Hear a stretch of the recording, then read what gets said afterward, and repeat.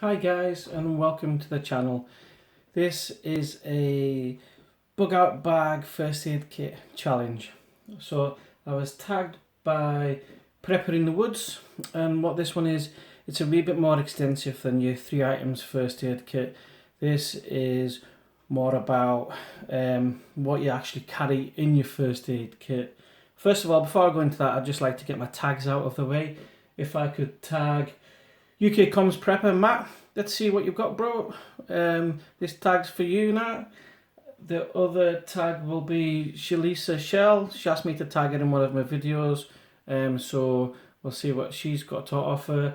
And the next one will be EJBushcraft. Let's see what you've got, mate. Like I say, this is more advanced than the three item first aid kit tagged. So, what's the aims of first aid? The aims of first aid is to save life. Now, I've been a first aid trained and a first responder since 1990, so it's quite a few years. This was a book we got issued when I joined the service, and there was always a paragraph in it that we always remember. So as you can see, it's pretty old, a bit like me really. All sorts of nasties in there. Things change a lot. Never underestimate knowledge. I'm a firm believer in knowledge consistently. You know, refresh as much as possible. Keep reading, keep seeing what you've got. Like you're always constantly learning. First aid is always changing how they teach it, but the principles remain the same. You know, it used to be breathing, bleeding, breaks, burns, how you treat casualties, and then you changed it to 4 C's, airways, breathings. Anyways, this was a paragraph wrote by a General Doctorate of Training, and it was given for NCOs and officers, and it basically reads, to enable a surgeon to do his job, you must give him a live casualty. Good hip first aid can be just as important as the skill of the surgeon saving life and limb. The quality of first aid and life support given to a casualty may well decide his chance of survival.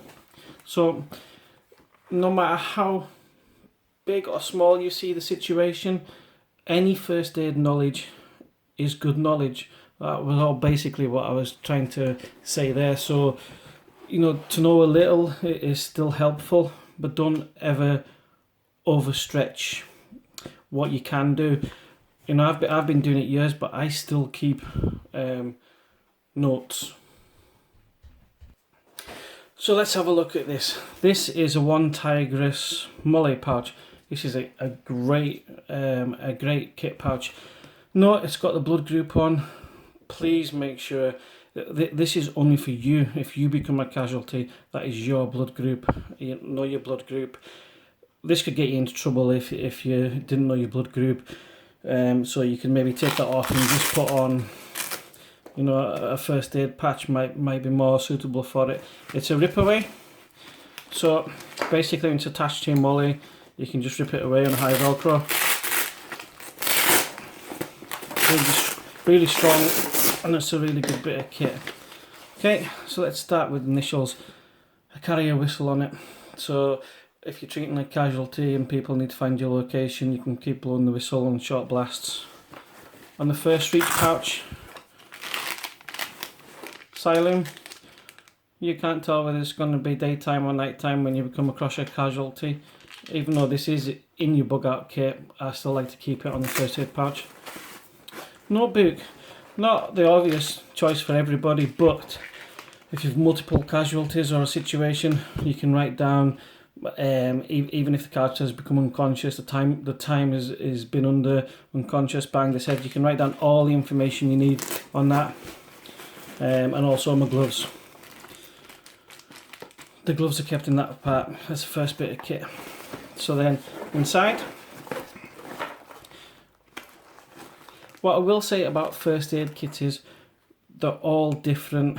Basics of first aid is the same, but first aid kits change for every situation you'll be involved in, and you should always remember, whatever you're doing, whether you're driving a vehicle, out bushcrafting, out in survival, at work, have a first aid kit that is made for that situation.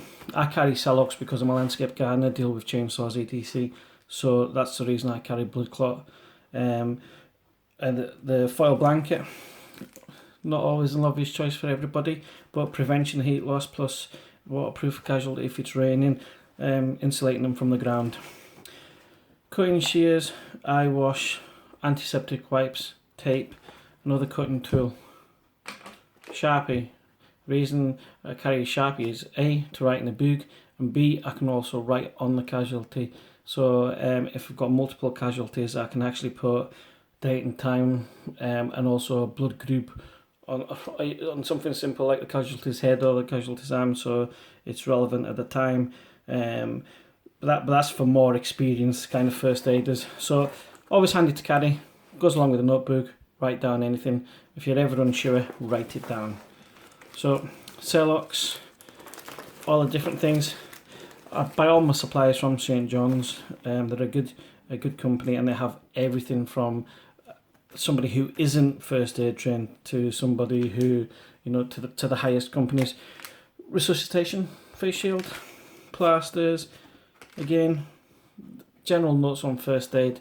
Never does any harm to put it in there. Bandages, multiple bandages.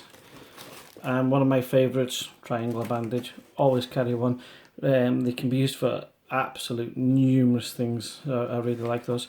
So yeah, so that's a basic first aid in my one Tigris money pouch. So I hope you like that. No, I am first aid trained, and that's why I carry a wee bit of a different kit, and that's why I carry multiple kits for different situations.